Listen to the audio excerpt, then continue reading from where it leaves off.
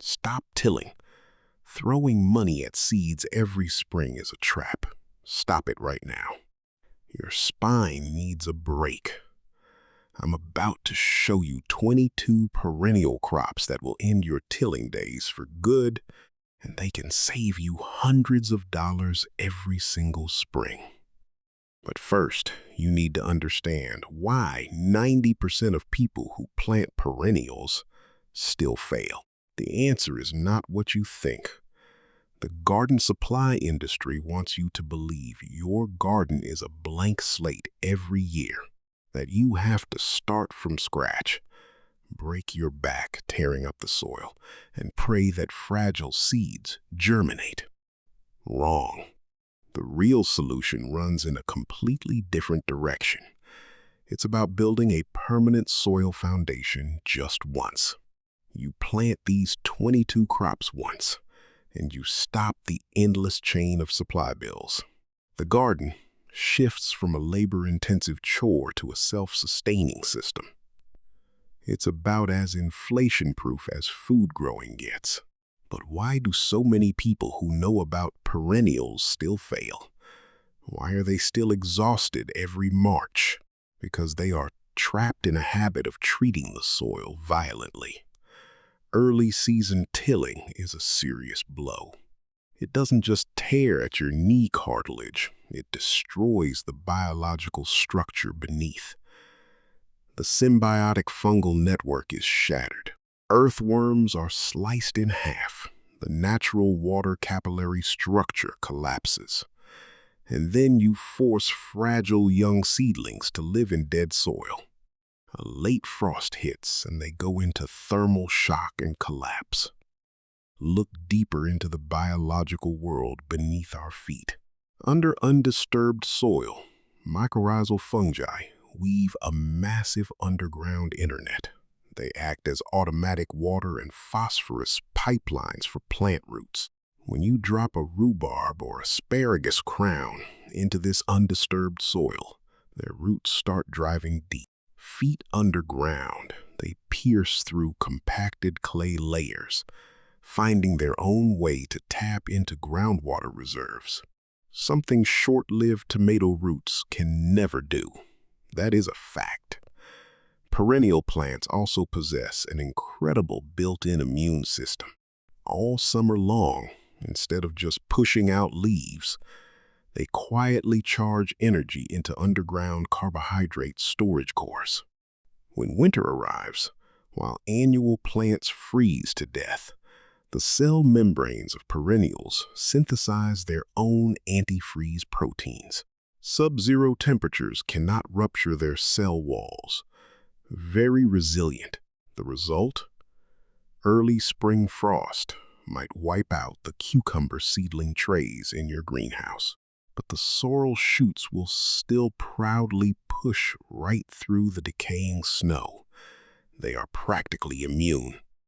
So how do we establish this permanent soil foundation? Push that rototiller into the shed. The most practical method is light deprivation. First, press the weeds or crop residue flat against the ground. Don't pull them up. Next, cover the entire surface completely with brown cardboard, remembering to remove all plastic tape. The final step, dump a layer of well-rotted organic compost exactly 6 inches thick right on top of that cardboard. Water it thoroughly. That's it. You don't need to twist your back tilling. You don't need to uproot weeds. The darkness and stable moisture under the cardboard triggers a biological machine. Thousands of earthworms rise from the deep layers. They eat the weed residue, punch holes through the cardboard, and turn it all into pure worm castings. They till the soil for you. This stillness is the core of protecting the physical health of older gardeners. The soil must remain still. That is the only foundation on which we can start rooting these 22 biological machines.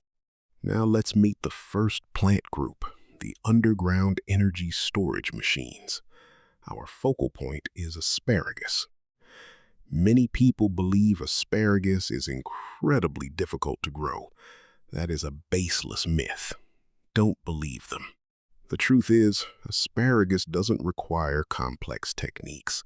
It only demands one thing from you: iron discipline. Let's do some inflation-proof math. An organic bunch of asparagus wrapped in plastic at the store costs $6.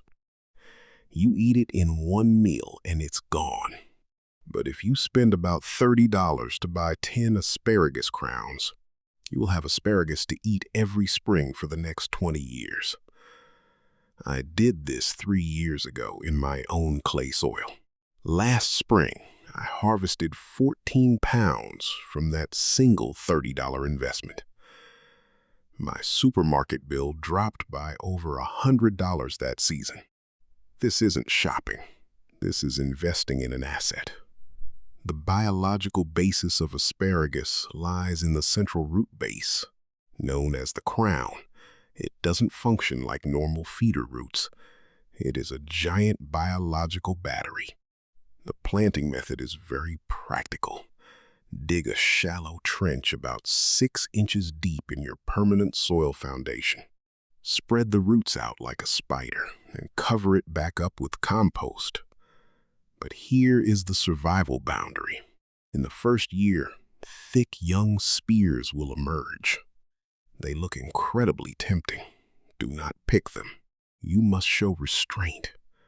Why forbid harvesting? Because the plant needs to photosynthesize. You must let those young shoots grow tall into a giant fern over 4 feet high. Throughout the hot summer, this foliage acts as solar panels. They convert light into liquid carbohydrates and pump it back down to fully charge the underground battery. If you cut the spears in the first year, the battery drains permanently and the plant will wilt and die. It's as simple as that. Be patient for exactly 12 months and your knees will rest for 2 decades. Next is rhubarb, a completely free dessert-producing machine. The bottleneck that annual vegetables hit is shallow roots. They constantly scream for surface fertilizer. Rhubarb solves this problem with brute force. Its taproot drives straight into the earth like concrete pilings, immensely powerful. This root mass pierces through compacted clay, reaching deep accumulated mineral layers on its own. It pumps calcium and potassium back up into those giant stalks. You almost never have to buy chemical fertilizer for rhubarb. Now let's talk about the stored calorie vault. Jerusalem artichoke.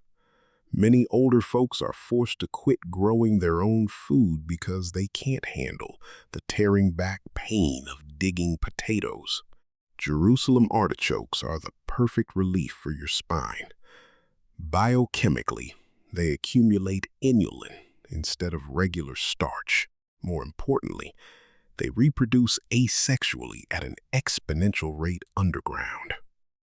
A mother tuber rots away in winter, leaving dozens of plump baby tubers ready to explode. But how do you harvest correctly? Don't use a hoe. A hoe will chop the tubers to pieces and force your spinal discs to twist. Use a fork. Drive a solid steel garden fork deep into the outer edge of the cluster. Using leverage, lean back slightly and gently pry the entire soil mass up. The tubers will pop smoothly out of the loose soil. Very gentle. You harvest dozens of pounds of energy with zero compression on your knee joints.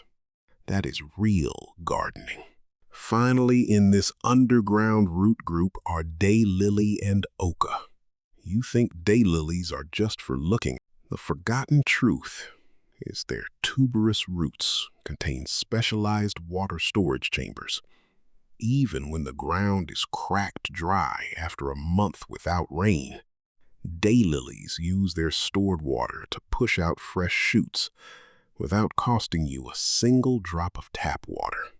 As for oca, This South American tuber is a master of timing.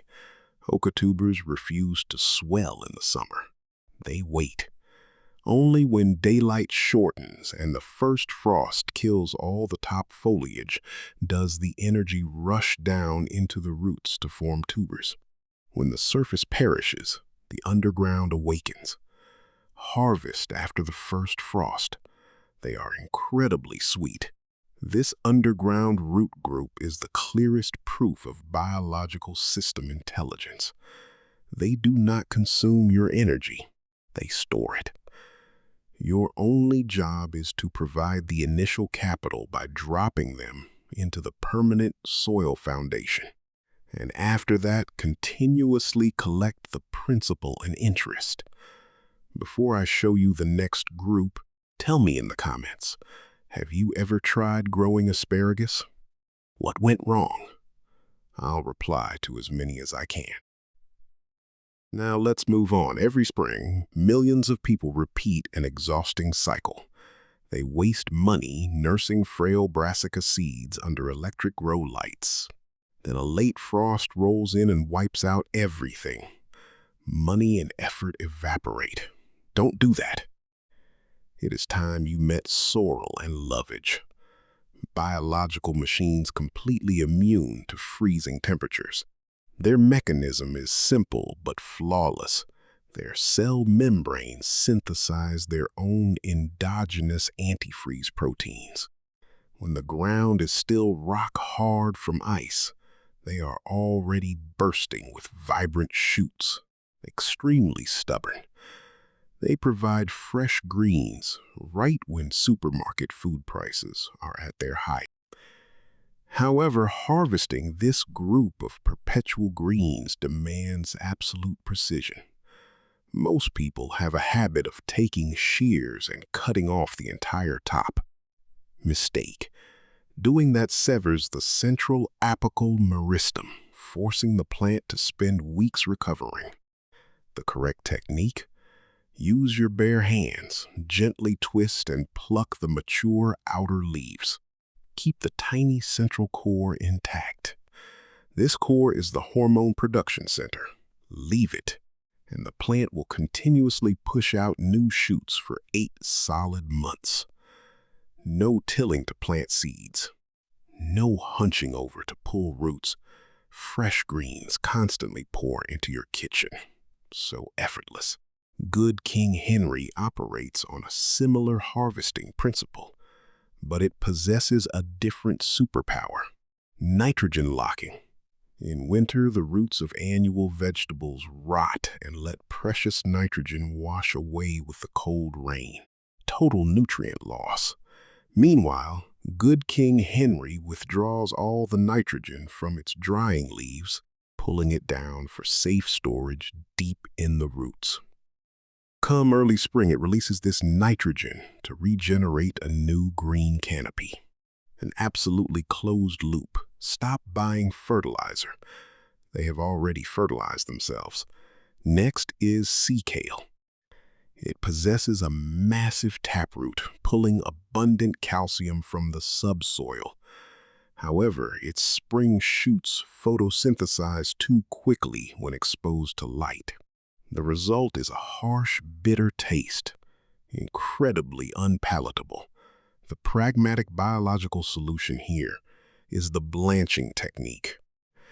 In early March, as the shoots just emerge, invert a dark terracotta pot to cover the crown. Absolute darkness forces the young shoots to stretch in search of light, preventing chlorophyll formation. The result? The stems become pure white, crisp, and incredibly sweet. Blanching successful. You single-handedly create a premium vegetable no restaurant has on hand. Now look at the ostrich fern, a self-replicating machine using rhizomes.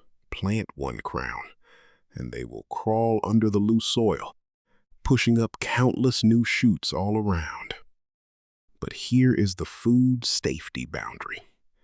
You must harvest the shoots while they are still tightly coiled like a snail shell. Do not pick them late. Once the shoots unroll into full fronds, they begin accumulating natural toxins that can irritate the stomach. Memorize this. Cut exactly when coiled, sauté them in butter, and the garden grants you an unlimited free food source. If you are ever unsure about wild plants, check with your local extension office before eating. Many people ignore watercress, thinking it requires a babbling brook. False assumption. You can force them to grow like crazy right in the middle of a dry garden. The secret is microclimate manipulation. Dig a shallow trench in the shade of a large tree. Line it with thick plastic sheeting. Poke a few tiny pinholes for extremely slow drainage.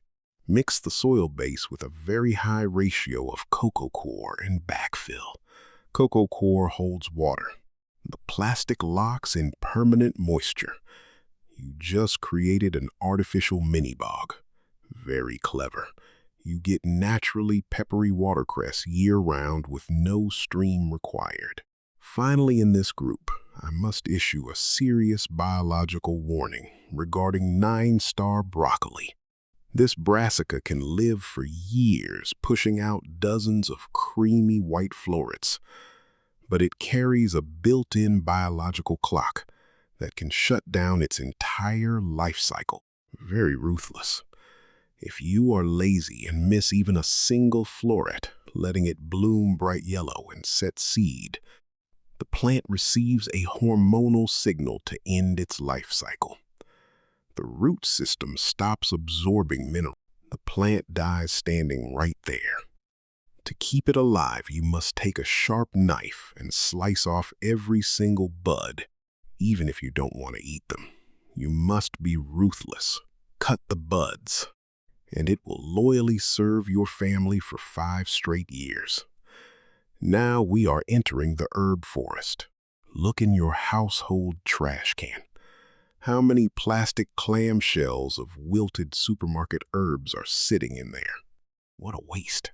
You pay $3 for a handful of thyme, use 2 sprigs for a roast, and throw away the rotting remainder. End this depreciating cycle. But before I show you the herb forest, you need to know the one plant that will take over your entire garden if you don't contain it. That's coming up in just a minute.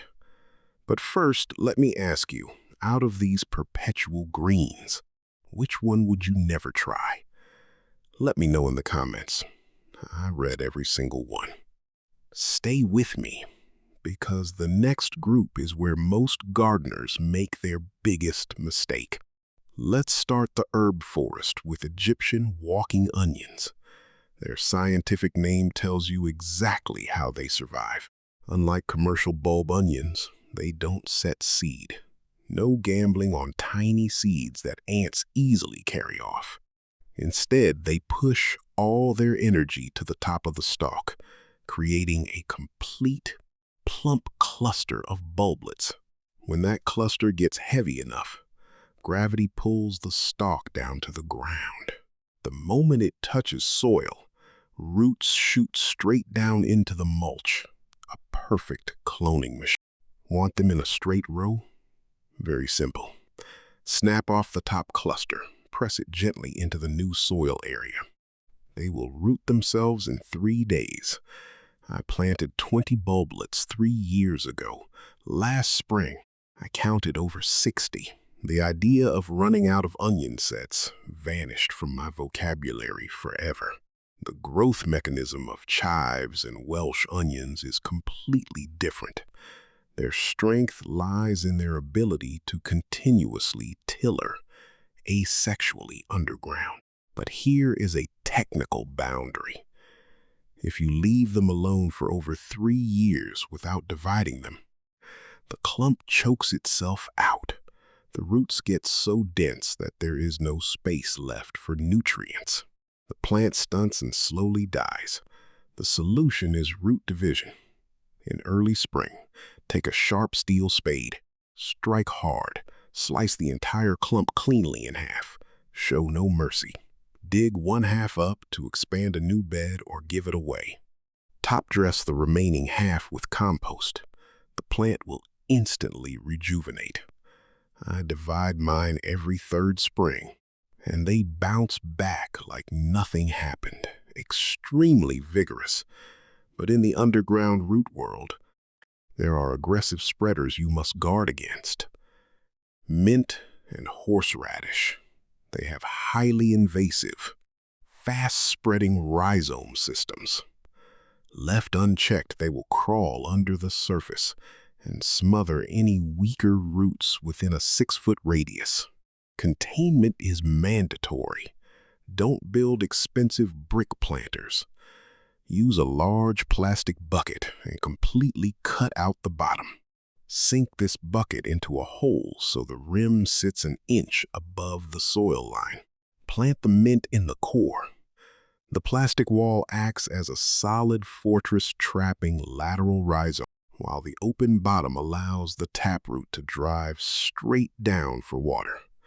My first mistake was planting mint directly in the ground.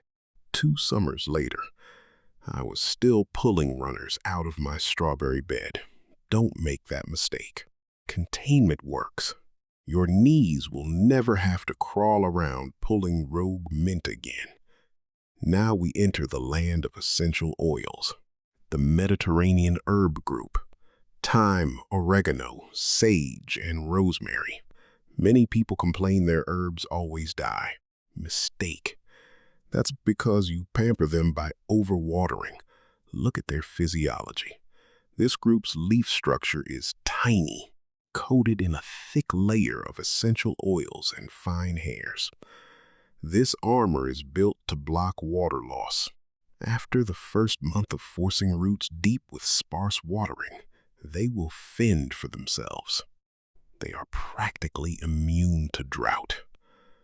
My rosemary bush has survived 3 winters without a single drop of extra water after that first month. That's not luck, that's biology. Furthermore, sage and rosemary possess a stealth chemical weapon, allelopathy. This biological term refers to mutual growth inhibition. When old sage leaves drop, instead of just decomposing into humus, they release a specialized inhibitory compound. This compound locks down any dormant weed seeds below, shutting down germination. Very clever. The area around the base becomes a biosecure zone. You get a completely free weed barrier, perfectly safe for the soil. Your back is freed from weeding forever. How do you propagate this group for free? Use semi-hardwood cuttings. Select a rosemary stem that's turning slightly brown. Cut it decisively. Strip the bottom leaves. Do not stick it directly into compacted garden soil. It will suffocate and rot immediately. Instead, stick it into a small pot containing 50% coarse sand and 50% perlite. Keep it just moist. This sterile mix forces callus tissue to form, and roots will shoot out in 3 weeks. Very simple. I've turned 1 rosemary plant into 8 using this method. Finally, in the herb group is lemon balm. Don't just view it as a calming tea ingredient. From an ecological perspective, a massive lemon balm bush is a protective umbrella for beneficial insects. When you refuse to use toxic pesticides, you must rely on ladybugs to kill aphids. But ladybugs can't lay eggs under blazing sun. They need shady, high-humidity microclimates. Lemon balm provides exactly that ecological structure. Plant them in the corners of your garden. They serve you tea, while acting as a fortified barracks, nursing a natural predatory army for your entire garden. Before we move to the next step, tell me in the comments, have you ever had a plant take over your garden like mint or horseradish? What did you do to stop it? I read every single one, and I'll feature the best answers in a future video. Now fall arrives, and millions of people repeat a grave mistake. They grab rakes, gather every bit of plant debris, stuff it into plastic bags, and leave it for the trash truck. What a waste. You are hand-delivering your garden's most expensive resource to the curb. Don't clean up. Apply the most practical ecological strategy. Chop and drop. When those giant rhubarb or artichoke leaves die back, just take your shears, cut them, and drop them directly over the root base. The decomposition mechanism is simple. You must understand that rhubarb leaves contain high levels of oxalic acid. That compound is not safe for humans to eat, but for the underground microbial system, it's a treasure. Upon touching the soil, these organic compounds break down incredibly fast, releasing the exact massive amounts of calcium and potassium the roots worked so hard to pull from the deep layers. It is the perfect slow-release fertilizer, completely free. Why buy $20 bags of organic fertilizer at the store when your plants can fertilize themselves? Moreover, rushing to cut all herbaceous stems down to the ground before winter is a serious blow to the ecosystem. You think a neatly manicured bare garden is a healthy garden? Mistake. Those hollow, dry, straggly stems standing there are not trash. They are grand survival hotels. Solitary pollinator bees and predatory ladybugs need these hollow tubes to crawl into and hibernate through the biting cold. If you strip it bare, your beneficials freeze to death, exposed to the elements. Leave it alone. Ignore the mess. True life always operates beneath a wild exterior. When you stop tilling and steadily maintain this surface mulch, a natural mechanical miracle appears. Earthworms. Under the still mulch, the earthworm population can explode 4 times what you would find in continuously rototilled soil. Very powerful. They are biological rototillers that never run out of fuel. They eat plant debris and drill deep tunnels through stiff clay. Their burrows create a massive 3-dimensional drainage system. Pouring rain soaks in instantly. The soil breathes. Your perennial roots never get waterlogged or rot again. However, this rich soil also attracts a formidable enemy every early spring. Slugs, newly emerged perennial shoots, are incredibly soft. They are the perfect feast, but do not scatter blue chemical slug pellets. Those are dangerous for pets and children. A dog, cat, or child accidentally putting one in their mouth can face serious health risks. Don't make that trade. The practical and safe solution is a physical barrier. Scatter crushed eggshells with sharp edges mixed with wool pellets into a closed circle around the young shoot. When wool hits moisture, it expands and sucks the slime right off the slug's belly, while the eggshells slice their skin. Slugs cannot cross it. Children are safe. Pets are safe. The shoots survive. Let me share one more tip from my own garden. Last spring, slugs wiped out my young sorrel before I put down the wool pellets. I lost 2 weeks of growth. Since then, I never skipped the barrier. It costs almost nothing, and it works every single time. We have walked through 22 biological machines. Let's look at the big picture. Building a food-sovereign garden is not an exhausting sprint every spring. Don't torture yourself. The garden must be a healing system, not a penal labor camp.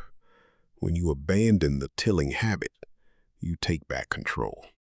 With just a single setup of the permanent soil foundation, you stop the expensive annual supply bills.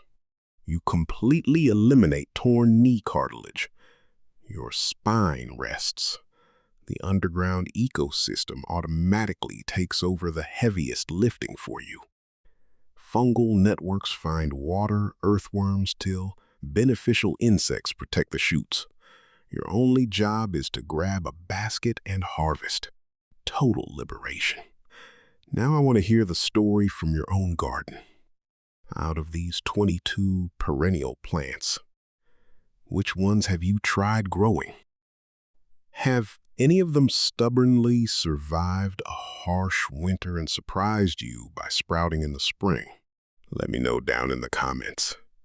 I read every single one, and I'll feature the best stories in next week's video. Now you know how to establish 22 plants without tilling. But what about potatoes? The staple food of every family. Most people think eating potatoes means digging until your back breaks. Wrong. In the next video, I will show you how to grow potatoes completely above ground. No tilling. Harvest with just the lift of a hand. See you later, garden friends.